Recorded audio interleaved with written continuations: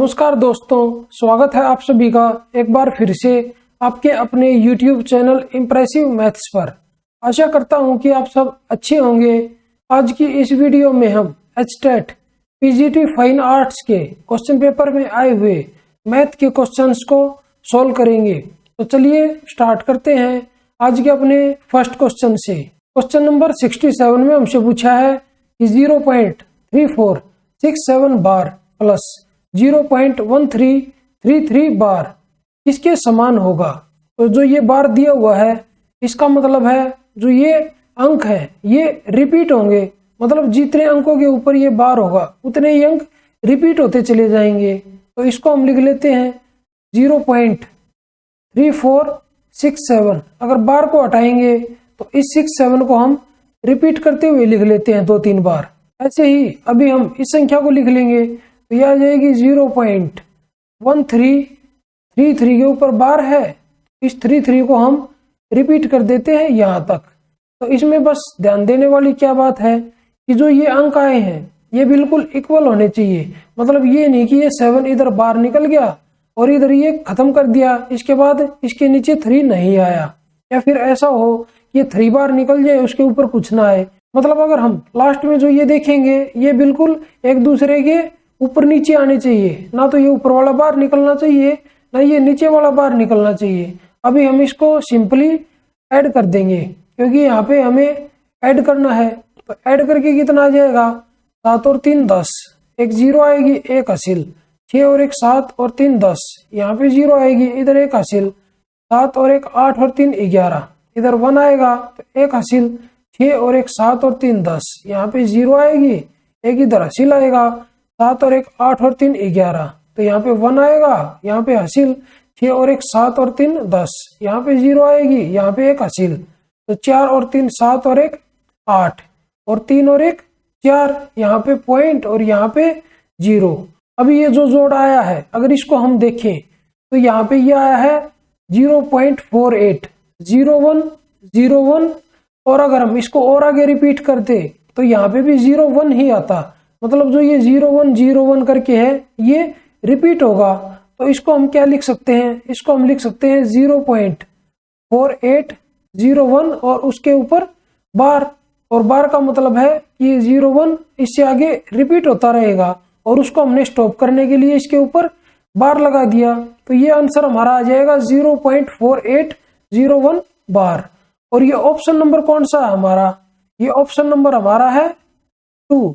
तो चलिए बढ़ते हैं अपने नेक्स्ट क्वेश्चन की तरफ। क्वेश्चन नंबर 71 में हमसे पूछा है किसी वर्ग के अंतःवृत्त और बहिर्वृत्त के क्षेत्रफलों का अनुपात क्या होगा। तो सबसे पहले इधर एक वर्ग बना लेते हैं और हमें दिया हुआ है कि वर्ग के अंदर एक वृत्त है, इसके अंदर हम एक सर्कल ड्रॉ कर लेते हैं और एक सर्कल जो है वो इसके बाहर की तरफ है, इसके चारों कोनों को टच करता हुआ। अभी हमसे पूछा है कि जो ये अंदर वाला वृत्त है इसका क्षेत्रफल और जो ये बाहर वाला वृत्त है इसका क्षेत्रफल, इनके क्षेत्रफलों का अनुपात क्या होगा। तो जो वर्ग है उसकी भुजा को हम a मान लेते हैं, तो इसका डायगोनल अगर निकालें वर्ग का, तो वर्ग का जो डायगोनल है वो हो जाएगा √2a पाइथागोरस से, क्योंकि ये साइड भी a होगी, ये a और यहाँ पे 90 डिग्री का एंगल, इनको अगर सोल्व करेंगे तो ये इसका डायगोनल आ जाएगा √2a के इक्वल। अभी हम जो ये अंदर वाला वृत्त है इसकी रेडियस देखें तो इसकी रेडियस हमारी हो जाएगी भुजा की हाफ, और भुजा कितनी है a है, तो जो अंदर वाला वृत्त है उसकी रेडियस को हम स्मॉल r मान लेते हैं, तो वो हमारी हो जाएगी a/2 के इक्वल, क्योंकि इसकी रेडियस हमारी होगी यहाँ से लेके यहाँ तक, और ये क्या होगी, ये होगी a/2 के इक्वल। अभी जो ये बाहर वाला वृत्त है इसका डायमीटर क्या होगा, इसका डायमीटर होगा जो इस वर्ग का डायगोनल है, मतलब विकर्ण है, और इसकी रेडियस कितनी हो जाएगी, ये हो जाएगी इस डायगोनल की हाफ। और जो बाहर वाला वृत्त है उसकी रेडियस को हम कैपिटल R मान लेते हैं, वो हमारी हो जाएगी जो वर्ग का डायगोनल है उसकी हाफ, और वर्ग का डायगोनल है √2a और अपॉन में 2। अभी हमें बताना है अंतःवृत्त और बहिर्वृत्त के क्षेत्रफलों का अनुपात, और वृत्त का क्षेत्रफल होता है πr²। अभी जो ये हमारी रेडियस आई है हम इनका स्क्वायर कर देंगे और फिर उसका रेशियो निकाल देंगे, तो हमारा अंतर्वृत्त और बहिर्वृत्त के क्षेत्रफलों का अनुपात आ जाएगा। अगर हम स्मॉल आर का स्क्वायर करें और रेशियो कैपिटल आर का स्क्वायर करें तो ये हमारा एरिया का रेशियो आ जाएगा। तो स्मॉल आर का स्क्वायर करेंगे तो ये आएगा ए स्क्वायर और अपॉन में 4 रेशियो। अगर इसका स्क्वायर करेंगे तो ये आएगा 2a स्क्वायर और अपॉन में 4। तो अभी इसको कट करें तो 4 से 4 कट हो जाएगा और a स्क्वायर से a स्क्वायर कट हो जाएगा, तो एरिया का रेशियो आ जाएगा 1:2 और ये ऑप्शन नंबर हमारा है 3।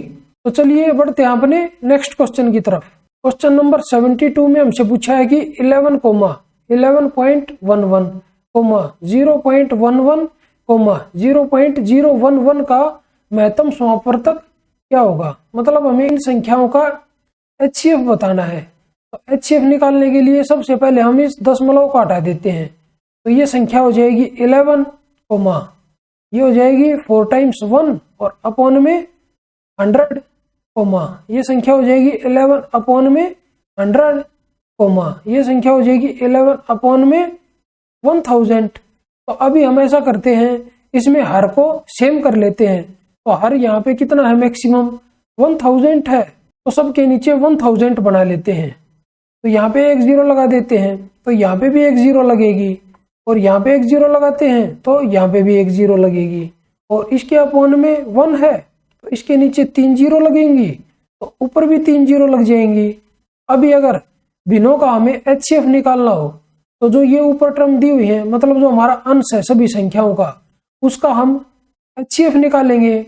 HCF निकालेंगे हम अंश का और अपॉन में LCM हम निकालेंगे हरों का, जो हर हमें दिए हुए हैं। और यहाँ पे हर कितना है, हर जगह 1000 है।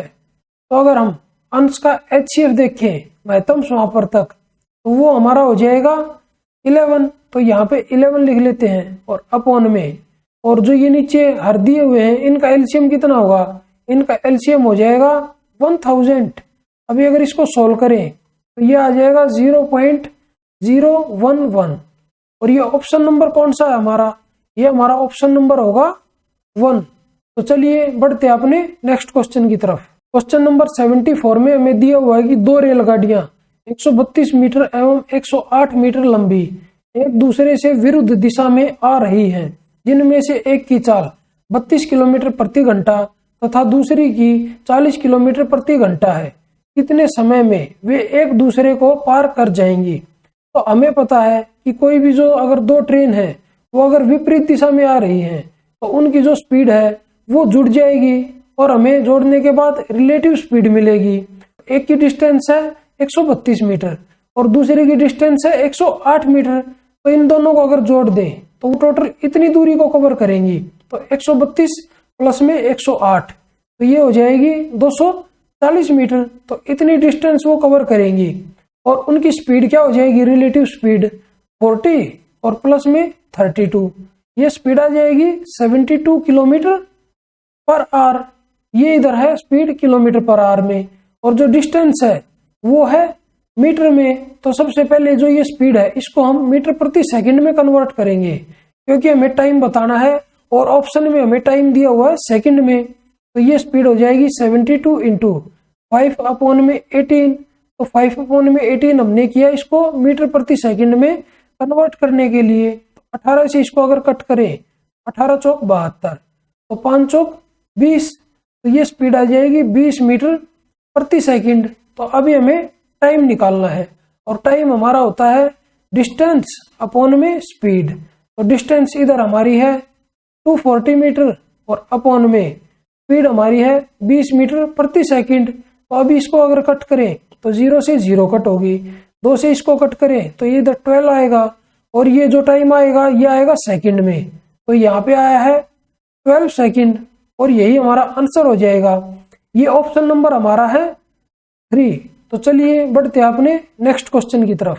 क्वेश्चन नंबर 75 में हमें दिया हुआ है कि यदि 7 बढ़ई 7 कुर्सियों को 8 घंटे में बना सकते हैं तो 70 बढ़ई 70 कुर्सियों को बनाने में कितने घंटे लगाएंगे। तो अगर हम इधर देखें यहाँ पे 7 बढ़ई थे, उसके बाद 70 बढ़ई हो गई, तो स्टार्टिंग में कुर्सी बनती थी 7, फिर बनने लगी 70। तो यहाँ पे जो कारीगर थे वो भी 10 गुना बढ़ गए और जो काम था वो भी 10 गुना बढ़ गया। तो मतलब जो टाइम पे है कोई इफेक्ट नहीं पड़ेगा। तो हमारा आंसर क्या आ जाएगा? हमारा आंसर सेम ही आ जाएगा, 8 घंटे। अगर इसको सोल्व करना हो तो कैसे सोल्व करेंगे? तो इधर हम सबसे पहले बढ़ई लिखेंगे, उसके बाद हम कुर्सी लिखेंगे और उसके बाद हम समय लिखेंगे। तो इधर हमें बढ़ई कितने दिए हुए थे स्टार्टिंग में? 7 बढ़ई और 7 कुर्सी और 8 घंटे समय। तो उसके बाद बढ़ई कितने हो गए? 70 हो गए और कुर्सियां होगी 70। तो अभी हमें बताना है कि इन कुर्सियों को बनाने में 70 जो बढ़ई है कितना टाइम लेंगे। तो टाइम अगर निकालना है तो 8 इंटू पहले 7 कुर्सी बनानी थी, अभी 70 कुर्सी बनानी है। तो ज्यादा बनानी है तो ज्यादा टाइम लगेगा। तो ज्यादा के लिए ज्यादा से गुना और कम से भाग और इंटू में पहले बढ़ई थे 7, अभी हो गए 70। तो बढ़ई ज्यादा हो गए, तो ज्यादा बढ़ई हो गए तो वो कम टाइम में ज्यादा काम कर देंगे। तो कम के लिए कम से गुना और ज्यादा से भाग। तो 70 से 70 कट होगा और 7 से 7 कट होगा। तो ये आ जाएगा 8 घंटे। और ये ऑप्शन नंबर कौन सा हमारा? ये हमारा ऑप्शन नंबर है 1। तो चलिए बढ़ते हैं नेक्स्ट क्वेश्चन की तरफ। क्वेश्चन नंबर 76 में हमें दिया हुआ है कि किसी वस्तु का मूल्य 20% बढ़ जाता है। तो बताइए किसी उपभोक्ता द्वारा अपने उपभोग में कितने प्रतिशत की कमी कर दी जाए कि उसके खर्चे में कोई वृद्धि नहीं हो। अगर हमें इधर दिया हुआ है कि 20% उसका मूल्य बढ़ गया और खर्चा हमें सेम रखना है, उस खर्चे को हमें नहीं बढ़ने देना। मतलब जो उपभोग करता था वो वस्तु को, उस वस्तु को ही हम कम कर देंगे। तो 20% बढ़ा उसका मूल्य है, तो हमें जो उपभोग की जाने वाली वस्तु है उसको 16 से ही 2/3% कम करना पड़ेगा। तो उसका खर्चा कांस्टेंट रहेगा जितना पहले होता था। अगर इसको हम लिखें तो ऐसे लिख लेते हैं, पहले 100 मान लेते हैं, उसके बाद 20% इसको बढ़ा के लिखेंगे तो ये 120 हो जाएगा। अभी हमें 120 से वापस 100 लेके आना है तो कितने की कमी करनी पड़ेगी? 20 की। और कितने में करनी पड़ेगी? 120 में। तो ये अपॉन में आ जाएगा और परसेंटेज में निकालना है, इनटू में 100। अभी इसको अगर सोल्व करें तो ये आ जाएगा 20 छिका 120, 2 से इसको कट करें 2 तिया 6 और ये आ जाएगा 50। तो इसको अगर सोल्व करें तो ये आएगा 50 अपॉन में 3। अभी इसको कट करें तो ये आ जाएगा 16 से ही 2/3%। और ये ऑप्शन नंबर हमारा है 1। तो चलिए बढ़ते हैं अपने नेक्स्ट क्वेश्चन की तरफ। क्वेश्चन नंबर 77 में हमें ये रूट के अंदर रूट दिए हुए हैं और उसकी वैल्यू हमें बतानी है। तो इसका एक तो डायरेक्ट फॉर्मूला होता है, मतलब एक ट्रिक ही होती है, या तो उसको याद कर लो तो उससे कुछ सेकंड में ही हमारा आंसर निकल के आ जाएगा। तो वो ट्रिक क्या है? तो सबसे पहले रूट के अंदर क्या है? 2 है, तो हम 2 को लिखेंगे। उसके बाद हम देखेंगे कि जो ये वर्गमूल है ये कितने वर्गमूल है, मतलब इनकी संख्या कितनी है। तो 1, 2, 3, 4 और 5। तो यहाँ पे 5 वर्गमूल हैं, तो हम करेंगे 2 की पावर 5। तो ये कितना आएगा? ये हमारा आएगा 32। अभी इसमें से हम एक कम करेंगे तो ये कितना आ जाएगा? ये आ जाएगा 31। इसको अभी हम लिखेंगे 31 को ऊपर और 32 को नीचे। तो ये आ गया 31 अपॉन में 32। अभी हम इसको 2 की पावर में लिख देते हैं, तो 31 और अपॉन में 32। तो ये हमारा आंसर आ जाएगा। तो हमें इधर वो वाली संख्या लेनी है जो वर्गमूल के अंदर है। अगर यहाँ पे 3 होता तो इधर हम 3 की पावर में ये लिखते, अगर इधर 4 होता तो 4 की पावर में लिखते, 5 होता तो 5 की पावर में लिखते। इधर तो हमें वर्गमूल की संख्याओं को 2 की पावर में ही रखना है और यहाँ पे जो संख्या आएगी वो जो वर्गमूल के अंदर होगी वो वाली संख्या आएगी, तो उससे हमारा डायरेक्ट आंसर आ जाएगा। और अगर इसको प्रॉपर तरीके से सोल्व करें तो इस पूरी संख्या को मैं x मान लेता हूँ। x इक्वल टू ये हो जाएगा √2 और इसके अंदर √2, फिर इसके अंदर √2 और फिर इसके अंदर √2 और फिर इसके अंदर √2। तो ये 5 रूट है। अभी इसका स्क्वायर कर देते हैं दोनों तरफ, तो ये आ जाएगा x² इक्वल टू 2 इंटू एक रूट हट जाएगा तो 4 रूट बचेंगे अभी इसके अंदर। तो इधर हम लिख देते हैं 4 रूट बच गए।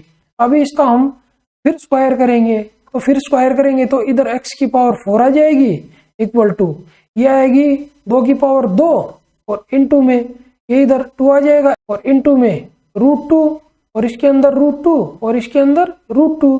अभी फिर से इसका स्क्वायर कर देते हैं, तो ये आ जाएगा x की पावर 8 इक्वल टू, इधर पावर आएगी 2 की पावर 4 और इनटू में 2 की पावर 2 और इनटू 2 और फिर इसके अंदर रूट और इसके अंदर एक और रूट। तो अभी इसका फिर हम स्क्वायर कर देते हैं, तो ये आ जाएगी x की पावर 16 इक्वल टू 2 की पावर ये आएगी 8 और इंटू 2 की पावर आएगी 4 और इंटू 2 की पावर आएगी 2 और इंटू में 2 और एक बच गया इधर अभी √2। अभी फिर से हम इसका स्क्वायर कर देते हैं, तो इधर x की पावर आ जाएगी 32 इक्वल टू, ये इधर पावर आएगी 2 की पावर 16 और इंटू 2 की पावर 8 और इंटू में 2 की पावर 4 और इंटू में 2 की पावर 2 और इंटू में 2। तो इधर कुछ पावर नहीं है तो इधर 1 लिख लेते हैं। तो अभी ये मल्टीप्लाई में है तो सभी की पावर ऐड हो जाएंगी, तो x की पावर 32 इक्वल टू हो जाएगा 16 और 8 24, 24 और 4 28 और 2 30 और 1 31। तो ये इधर आ जाएगा 2 की पावर 31। तो अभी अगर इधर से x की वैल्यू निकालें तो ये जो पावर है ये इधर जाके इसके अपॉन में हो जाएगी, तो इधर से x की वैल्यू आ जाएगी 2 की पावर 31 अपॉन में 32। तो उससे भी हमारा आंसर सेम ही आएगा। अगर ये वाली ट्रिक डायरेक्ट याद कर लेते हैं तो उससे हमारा आंसर जल्दी निकल जाएगा। तो ये हमारा आंसर कौन सा है? ये हमारा आंसर है ऑप्शन नंबर 4। तो चलिए बढ़ते हैं अपने नेक्स्ट क्वेश्चन की तरफ। क्वेश्चन नंबर 78 में हमें दिया हुआ है कि ₹10,000 चक्रवृद्धि ब्याज के रूप में 5 वर्ष में 2 गुने हो जाते हैं, तो 20 वर्ष पश्चात उसी चक्रवृद्धि ब्याज की दर से यह धन कितना हो जाएगा। क्वेश्चन में हमें दिया हुआ है कि जो 10,000 रुपए थे वो 5 वर्ष में 2 गुने हो जाते हैं, तो 20 वर्ष में वो कितने हो जाएंगे। तो इधर हम लिख लेते हैं 1, तो 5 साल में ये कितने हो जाएंगे, डबल हो जाएंगे 2, तो इधर 5 साल लग गए। अब 2 से फिर डबल होने में इसको कितना टाइम लगेगा, फिर 5 साल लगेगा, तो ये कितना हो जाएगा 4।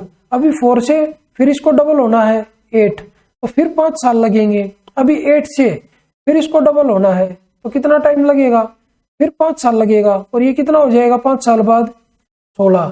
मतलब इधर कितना था 1 था, 1 से 20 साल में कितना हो गया 16 हो गया, मतलब 16 गुना बढ़ गया। और टाइम कितना हुआ 5, 5 10, 5 15 और 5 20, मतलब 20 साल में 16 गुना बढ़ गया। और हमारा स्टार्टिंग में कितना धन था, वो था 10,000 रुपए, तो इसका 16 गुना हमें करना है, तो इंटू में 16, तो ये आ जाएगा 0 0 0 0 6 और 1, तो ये हमारा आ जाएगा 1,60,000 रुपए। और ये ऑप्शन नंबर हमारा है 4। और ये प्रोसेस हमने कैसे किया, अगर इसको हम देखें तो चक्रवृद्धि ब्याज का फॉर्मूला हमारा क्या होता है, वो हमारा होता है प्रिंसिपल इंटू में 1 प्लस रेट R और अपॉन में 100 और उसकी पावर टाइम। ये हमारा मिश्र धन निकालने का फॉर्मूला होता है, और मिश्र धन में से मूलधन को माइनस करेंगे, मतलब अमाउंट माइनस प्रिंसिपल, तो हमारा चक्रवृद्धि ब्याज आ जाएगा कंपाउंड इंटरेस्ट। अगर हम कंडीशन के हिसाब से इस वाले फॉर्मूला में वैल्यू रखें तो इधर हम प्रिंसिपल रखते हैं और इनटू में 1 प्लस इधर रेट आ जाएगी और अपॉन में 100, और यहाँ पे टाइम आएगा 5 वर्ष, तो ये कितना हो जाएगा 5 साल में ये डबल हो जाएगा, तो यहाँ पे क्या आएगा, यहाँ पे 2p आएगा। इसके बाद हमें क्या करना है, इसके बाद यहाँ पे हमें टाइम लेना है 20 साल। अगर हम इधर 20 साल लेंगे तो इधर पावर को हम 4 से मल्टीप्लाई करेंगे, तो यहाँ पे भी पावर 4 आ जाएगी इस तरफ। तो इधर सबसे पहले हम p से p को कट कर लेते हैं, तो ये आ जाएगा 1 प्लस R अपॉन 100, और उसकी पावर हमें 20 करनी है तो इसको 4 से मल्टीप्लाई करेंगे तो ये 20 हो जाएगी, और इक्वल टू ये इधर 2 की पावर 4 आ जाएगी, तो ये कितना आ जाएगा, ये आ जाएगा 16। मतलब यहाँ पे क्या था 1 था और यहाँ पे 16, मतलब जो मूलधन था वो 1 से 16 हो गया, मतलब 16 गुना बढ़ गया। और वही प्रोसेस हमने इधर डायरेक्ट देख लिया था कि 5 साल में डबल और फिर 5 साल में डबल, फिर 5 साल में डबल और फिर 5 साल में डबल। 20 साल दिए हैं इसलिए 5 5 करके 4 बार लिया। अगर वो बोलता 15 साल तो यहीं पे छोड़ देते, अगर वो और 25 बोलता तो एक बार और डबल कर देते 16 को 32, तो फिर 32 गुना हो जाता। तो ऐसे ही करके हम, अगर टाइम हमें ज्यादा दिया है तो इसको और आगे बढ़ा देंगे, अगर टाइम कम दिया है तो उसको पहले ही रोक देंगे। तो इस तरह से हम इस क्वेश्चन को सोल्व कर सकते हैं। तो यहाँ पे हमारा आंसर आया है 1,60,000 रुपए। तो चलिए बढ़ते हैं अपने नेक्स्ट क्वेश्चन की तरफ। क्वेश्चन नंबर 79 में हमें दिया हुआ है कि ए ने बी को घड़ी 10% लाभ से बेच दी। तो यहाँ पे मैं लिख लेता हूँ ए और यहाँ पे बी, मतलब जो ए का क्रय मूल्य है उसको हम 100 मान लेते हैं। इसने इस घड़ी को 10% के लाभ पर बी को बेच दिया, मतलब उसने 110 रुपए में बी को वो घड़ी बेच दी। अभी नेक्स्ट क्या दिया हुआ है, बी ने इसे सी को 10% हानि से बेच दी। तो इधर सी लिख लेते हैं। तो अभी बी ने इसको 10% हानि पर बेचा है, तो इसका 10% क्या होगा 110 का 11, इसमें से 11 माइनस करेंगे तो ये आएगा 99, मतलब सी का जो कॉस्ट प्राइस है वो आ जाएगा 99। और नेक्स्ट क्वेश्चन में क्या दिया हुआ है, यदि सी ने घड़ी का मूल्य ₹990 चुकाया हो तो बताइए ए ने उस घड़ी को कितने में खरीदा था। तो यहाँ पे 990 आना चाहिए था, यहाँ पे है कितना 99, तो इधर एक जीरो लगा देते हैं। तो यहाँ पे भी एक जीरो आएगी और यहाँ पे भी एक जीरो आ जाएगी। तो हमें बताना है कि ए ने उस घड़ी को कितने में खरीदा था। तो इधर क्या आ गया, इधर आया 1000, मतलब ए ने उस घड़ी को 1000 रुपए में खरीदा था। और ये ऑप्शन नंबर हमारा है 2।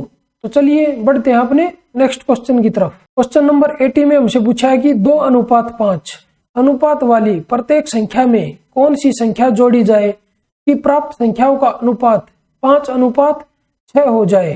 तो एक तरीका तो हमारे पास है, यह अनुपात ऐसे का ऐसे लिख लेते हैं और ऑप्शन में जो संख्याएं हमें दी हुई हैं उनको इसमें ऐड करके देखते हैं, और ऐड होने के बाद जो भी संख्याएं हमें मिलेंगी उनका हम अनुपात निकालेंगे, और उनका अनुपात जिस भी ऑप्शन पे 5:6 आ जाएगा वही हमारा आंसर होगा। तो अभी अगर 12 को इसमें ऐड करें तो यह आएगा 14, और 12 इसमें ऐड करें तो यह आएगा 17। तो यह अनुपात नहीं आएगा, तो यह हमारा आंसर नहीं होगा। अगर हम 11 को इसमें ऐड करें तो यह आएगा 13 और यह आएगा 16, तो इससे भी 5:6 नहीं आएगा, तो यह भी हमारा आंसर नहीं होगा। अगर मैं इसमें 13 ऐड करूं तो ये हो जाएगा 15, और ये इसमें ऐड करूं तो ये हो जाएगा 18। अगर इनका रेशियो निकालें तो ये रेशियो आ जाएगा 5:6। तो इससे हमें पता चल गया कि जो हमारा आंसर है वो हमारा ऑप्शन नंबर 3, मतलब 13 वो संख्या है कि 2:5 में अगर इसको ऐड करें तो हमारा 5:6 आ जाएगा। तरीका तो ये था, और एक तरीका हमारा ये अनुपात लिख लेते हैं 2:5, और एक अनुपात लिख लेते हैं हम 5:6। अभी हम इनका डिफरेंस सेम करेंगे, इधर यहाँ पे भी और यहाँ पे भी, क्योंकि यहाँ पे अभी जो डिफरेंस है वो 3 का डिफरेंस है, और यहाँ पे जो डिफरेंस है वो 1 का डिफरेंस है। और डिफरेंस सेम करने के लिए सबसे पहले इनका डिफरेंस देखेंगे तो 1 का डिफरेंस है, तो इसको हम 1 से मल्टीप्लाई करेंगे। अभी हम इनका डिफरेंस देखेंगे तो इनमें 3 का डिफरेंस है, तो इसको हम 3 से मल्टीप्लाई करेंगे तो ये कितना आ जाएगा 15, और ये आ जाएगा 18, और इसको 1 से मल्टीप्लाई करेंगे तो ये 2 और 5 ही रहेगा। अब ये 2 से 15 हो गया, तो कितना डिफरेंस है इसमें 13 का, और ये 5 से 18 हो गया। इधर कितना डिफरेंस है 13 का, मतलब सेम डिफरेंस आया है। मतलब यहाँ से हमें पता चल गया कि 13 वो संख्या है कि 2:5 में हम उसको ऐड करें तो हमारा 5:6 आ जाएगा। तो ये जो 13 है यही हमारा राइट आंसर होगा, और ये 13 जो हमें दिया हुआ है वो हमें दिया हुआ है ऑप्शन नंबर 3 में। तो चलिए आज की इस वीडियो को यहीं पे समाप्त करते हैं, और जल्दी ही मिलते हैं एक नई वीडियो में एक नए पेपर के साथ। तब तक के लिए बाय बाय, टेक केयर। अगर आप लोगों को ये वीडियो पसंद आई हो तो इस वीडियो को लाइक कीजिए, अपने दोस्तों के साथ शेयर कीजिए, और अगर आप मेरे चैनल पर नए हैं तो मेरे चैनल को सब्सक्राइब जरूर कीजिए। और अगर आप लोगों को इस क्वेश्चन पेपर की PDF बाइलिंगुअल में चाहिए तो मेरे टेलीग्राम चैनल इम्प्रेसिव मैथ्स को ज्वाइन करना ना भूलें। धन्यवाद।